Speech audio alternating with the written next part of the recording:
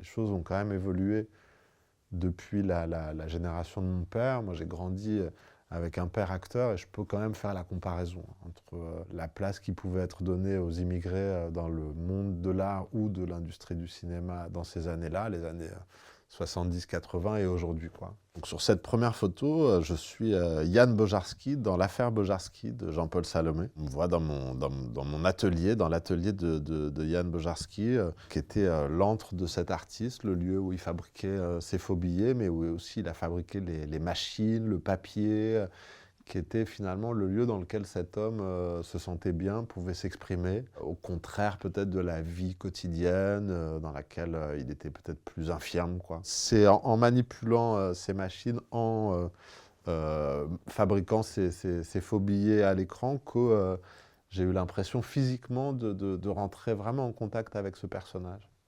Aussi dans justement les sons, les gestes répétitifs, une espèce de bulle presque méditative dans laquelle cet homme était plongé sûrement quand il faisait ses faux billets. En tout cas, l'impression que moi j'avais quand je le jouais, quoi. Règle numéro 1, ne pas écouler plus d'un billet par boutique. Ça fera 300 francs. Il est tout neuf ce billet. Règle numéro 2, rien d'ostentatoire. Merci, papa. Règle numéro 3, la discrétion. Bojarski, qu'est-ce que t'as fait? En fait, lorsqu'il a été arrêté, après lui avoir demandé de faire une espèce de démo pour la police qui ne croyait pas qu'il était seul à fabriquer ces faux billets, la Banque de France a demandé à couler une dalle de béton dans cet atelier. Donc toutes les machines ont été ensevelies dans le béton. Et donc notre équipe d'éco a refabriqué ces machines pour le cinéma. Et lorsque les machines étaient plutôt au point, quelques jours avant le début du tournage, je suis allé dans l'atelier, j'ai passé du temps avec eux, à m'entraîner sur les gestes, fabrication du papier, gravure, séchage des billets, enfin plein de choses dans lesquelles il fallait qu'on ait l'impression que je pouvais faire ça presque les yeux fermés, comme cet homme passait des milliers d'heures dans cet atelier. Donc c'était très important pour moi parce que pour moi, un personnage se caractérise quand même d'abord par son métier, en tout cas, quel que soit son métier ou son activité professionnelle, licite ou illicite. Si je ne suis pas juste dedans, je pense que je pourrais embarquer personne dans l'histoire de ces personnages. Alors, donc là, je ne fabrique pas des faux billets, mais je joue de la guitare. C'est un film qui est sorti il y a quelques années, qui s'appelle Django, dans lequel je joue Django Reinhardt, le roi du jazz manouche. Et ça m'a demandé beaucoup de travail. Alors, pour le coup, plus de temps que les machines d'imprimerie. J'ai vécu avec ma guitare pendant une année à peu près, avant le tournage, et évidemment pendant le tournage aussi. Ça a été un voyage magnifique, aussi un voyage dans le temps, un peu dans la même période.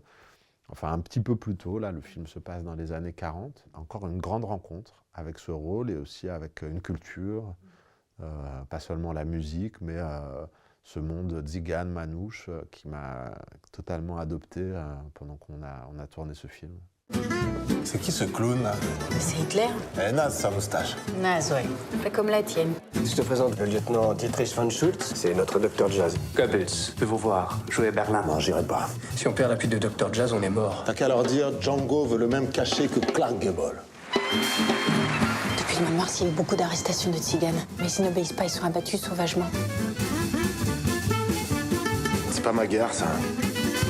Django, tu dois fuir. Alors, cette photo, c'est tiré d'un film qui s'appelle Loin des hommes, réalisé par David Holofen, un film adapté d'une nouvelle d'Albert Camus. Donc, film dans lequel je joue un paysan algérien en Algérie en 1954, au début de l'insurrection du peuple algérien, qui doit être convoyé par un instituteur français, qui est joué par Viggo Mortensen, jusqu'à un village où il sera certainement condamné à mort. Bon, ça a été une sacrée aventure aussi, un autre étranger, et à nouveau un film aussi qui parle de comment deux hommes peuvent se rencontrer, cheminer ensemble, au-delà de leur communauté, dans un moment où la terre tremble, où il faut choisir un camp. C'est très Camus, c'est très au-delà de de nos poncifs, de nos idéologies, comment est-ce qu'on peut réellement pratiquer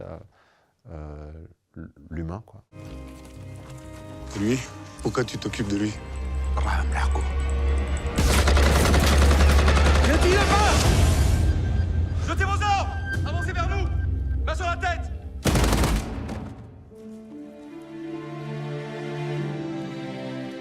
Vous avez tué des hommes qui se rendaient. C'est un crime de guerre. Tes frères sont peut-être morts ou partis, mais t'es vivant! Là, c'était un travail aussi à faire sur la langue arabe, parce qu'il y a plein de langues arabes qui existent, et même en Algérie, il y a plein de dialectes différents. Et là, ce personnage étant du sud vraiment de l'Algérie, mon coach avait enregistré des gens de cette région-là pour qu'on puisse vraiment tenter de se rapprocher, en tout cas au maximum, de la musicalité de cette langue-là. Alors, cette photo, donc, c'est tiré d'un film qui s'appelle Omar la fraise, dans lequel je joue avec Benoît Magimel. Et je joue dans ce film un braqueur, un bandit français d'origine algérienne qui est en cavale en Algérie. Et c'est un peu l'histoire de quelqu'un qui ne veut pas retourner vers ses origines, quoi. Enfin, en tout cas, c'est ce qui m'a plu aussi dans ce personnage. Aussi à l'heure où finalement la notion de revenir vers sa communauté, tout le monde veut revenir vers ses origines, je trouvais ça vraiment intéressant.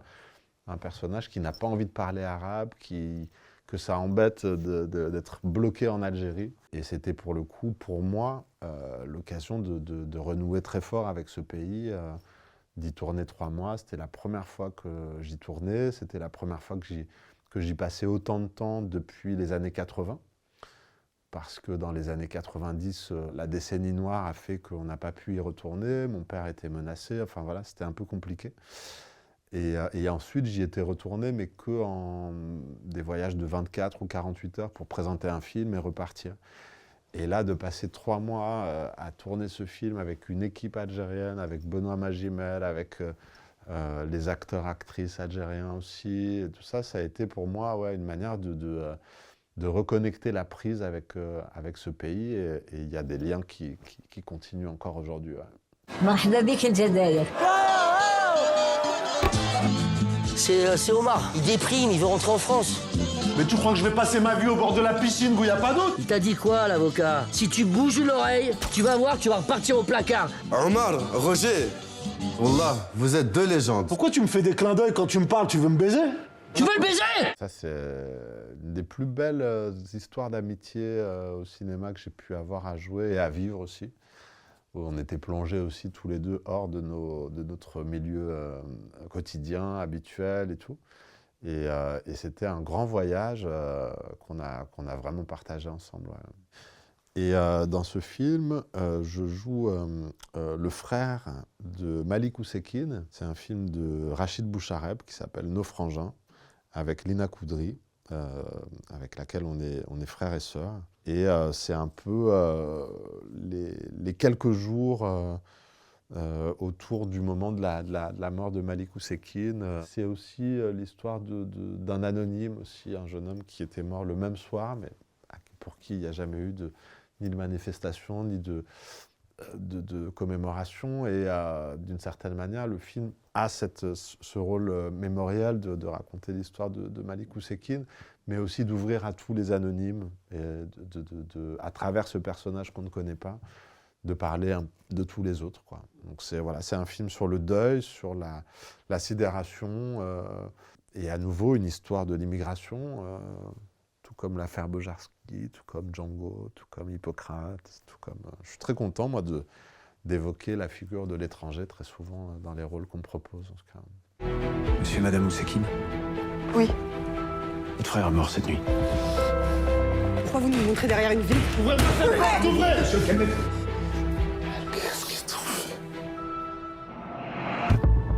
Plusieurs témoins mettent en cause le comportement de la police.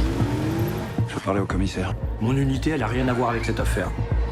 J'ai voulu apporter à cette famille en deuil le témoignage de la nation.